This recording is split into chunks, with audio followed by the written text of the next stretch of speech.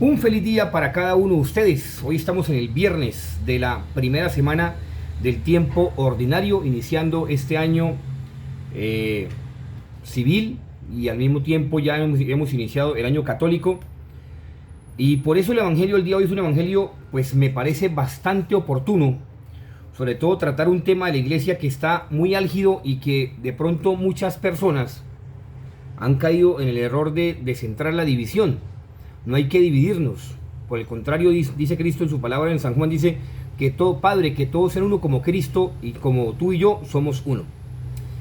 Empezamos sencillamente este Evangelio de Marcos capítulo 2, versículo 1 al 12 con el fragmento del paralítico, que lo cura el paralítico, que es un fragmento al mismo tiempo con diferentes disertaciones en los diferentes evangelios, es decir, lo que llaman los sinópticos, con un paralelismo, digamos, de cierta forma un poco más concluso o concluido, como se quiera decirlo, en alguno que otro evangelista. Pero la razón de ser es la misma, y Marcos, como hemos dicho, es el evangelio de la justicia. Entonces busca dar siempre, de acuerdo a la catequesis que ha recibido de Pedro, busca dar siempre la causa oportuna y justa, fehaciente, para demostrar que Jesucristo es el Mesías y es el Hijo de Dios y es Dios mismo como tal. Por eso me voy a quedar con el versículo 12d, ya el último fragmento. Mire cómo dice. Dice de esta forma: no hemos visto jamás nada semejante. Palabra del Señor. Gloria a ti, Señor Jesús. Acordemos que estaban un grupo ahí de gente, pues el paralítico, las casas de los judíos tenían unas escaleras por la parte exterior, entonces por ahí subieron, bajaron al paralítico y le decían, pues tus pecados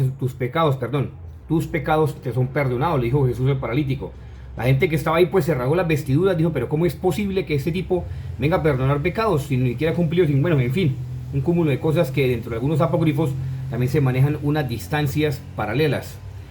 Pero Marcos lo toca de esa forma, y el original de Marcos, antes de entrar en el original de Marcos, sobre todo de que tus pecados te son perdonados, y que nunca hemos visto cosa igual, porque para Cristo, vuelvo y digo, para Dios lo importante es que ustedes y yo, no importa la salud, porque muchas veces la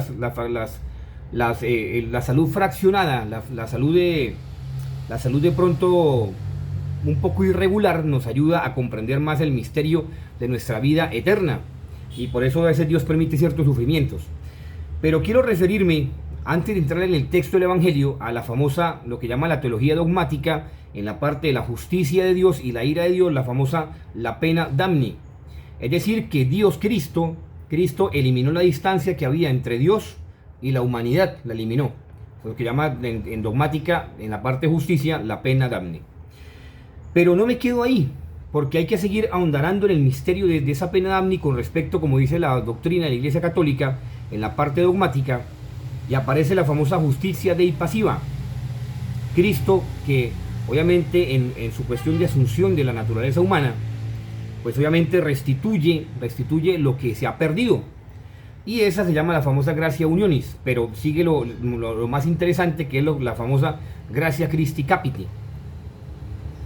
Y ustedes dirán, pero ¿por qué toco ese tema? Es importantísimo porque, bueno, como empecé el video el día de hoy, muchas personas están divididas con la famosa Vente Fiducia Supplicans que sacó obviamente el cardenal Fernández y la firmó el Papa, y al mismo tiempo un libro de hace ya más de 20 años que fue supuestamente La Pasión Mística, escrita por el cardenal Fernández. Y no nos olvidemos que cardenal tiene la dignidad de ser cardenal, es creado cardenal, pero eso no le amerita, eso no le imposibilita equivocarse. No le imposibilita equivocarse en cuanto a la justicia que él tiene que impartir como cardenal y como como quien dice, valga la redundancia que pega la palabra, como el sostenedor de la puerta que es el Papa, que conduce a Cristo, el cardio. Y en ese aspecto importantísimo aparece obviamente la justicia dei pasiva, y aparece también el famoso Santo Tomás de Aquino en la Suma Teológica, en la Suma Teológica número 1, con respecto a lo que se llama tiempo, muerte y juicio, o tiempo, muerte y eternidad. Así lo conoce la teología dogmática como el paso trascendente. Tiempo, muerte y eternidad. Y Santo Tomás de Aquino escribe en su Suma Teológica, primero obviamente hablando del totum et simulum, o simulum, como se quiera decirlo, que el cuerpo y el alma serán eternos y glorificarán a Dios en la parte eterna, o estarán apartados de Dios eternamente.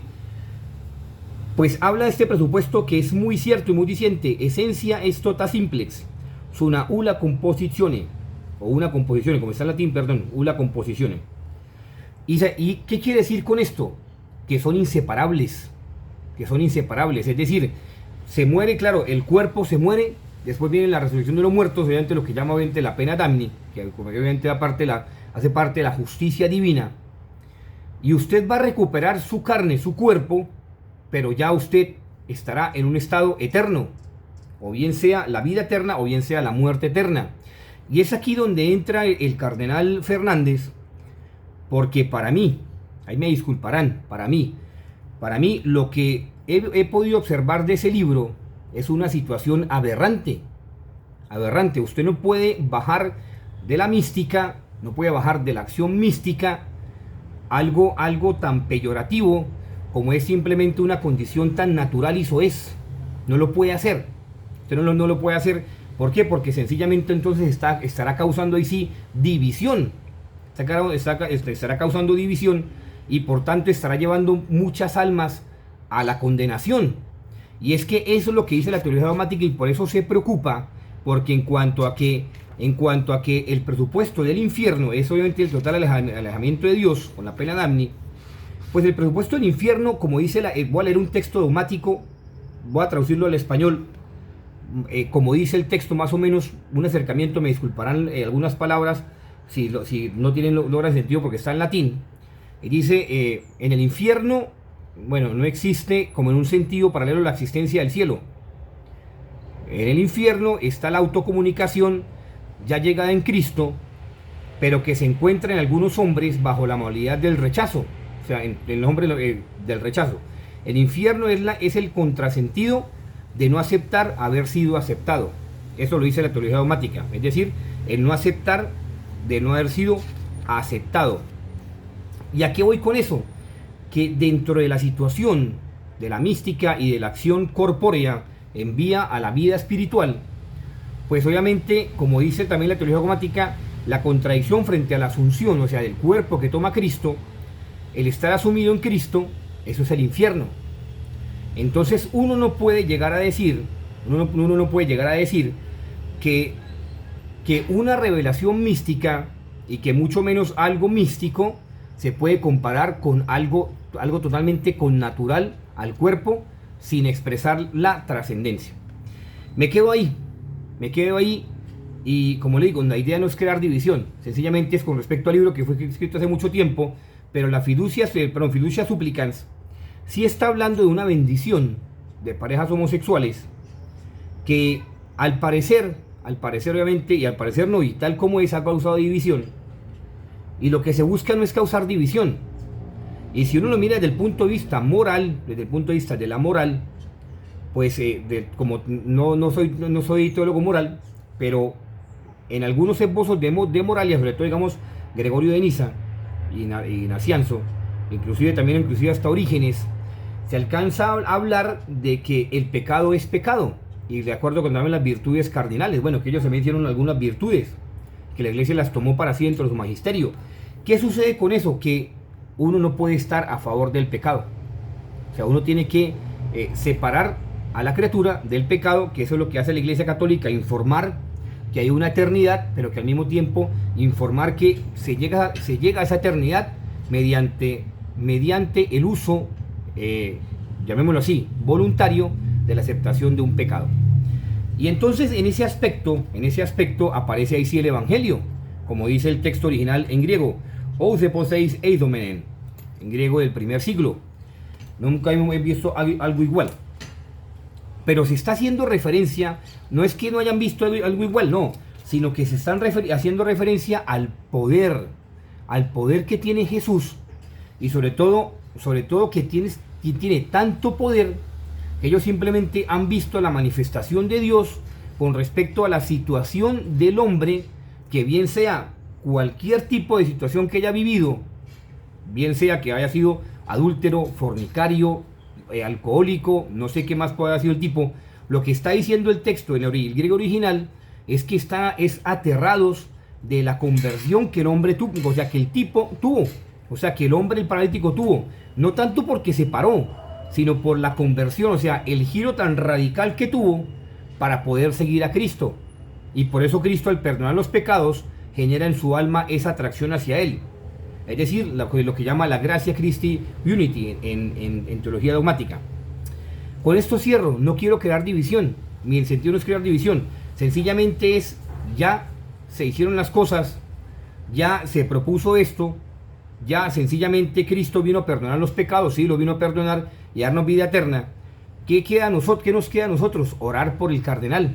¿Qué nos queda a nosotros? Orar por el Santo Padre. ¿Qué nos queda a nosotros? Sencillamente aceptar la doctrina de la Iglesia Católica, pero no promulgar cosas que van en contra del mismo magisterio. Porque si promulgamos eso, si promulgamos y sabiendo que vamos para el infierno, ¿qué vamos a hacer nosotros? ¿Dónde impera la misericordia de Dios ahí? ¿Dónde impera? Si usted se llevó muchas almas para el infierno, ¿dónde impera la misericordia de Dios? Esa es la pregunta que yo me hago. Muy bien. Dios los bendiga, un feliz día para cada uno de ustedes. María, Reina de la Paz, ruega por nosotros. San José, terror de los demonios, ruega por nosotros. Indispensable. Santo Eucaristía, Santo Rosario, Visita al Santísimo, horas de caridad y confesión. Cristo perdonó los pecados y los perdona a todos. El problema está en que Cristo los perdona, pero usted y yo estamos dispuestos a cambiar de vida. Esa fue la gracia que recibió el paralítico y por eso la gente quedó asombrada al generar ese cambio de vida del paralítico. Dice, nunca hemos visto algo igual. O sea, el tipo cambió de vida totalmente. Pregunta, ¿ustedes y yo somos radicales en nuestro seguimiento a Cristo? ¿Lo somos? Hay que preguntarnos. Que esté muy bien.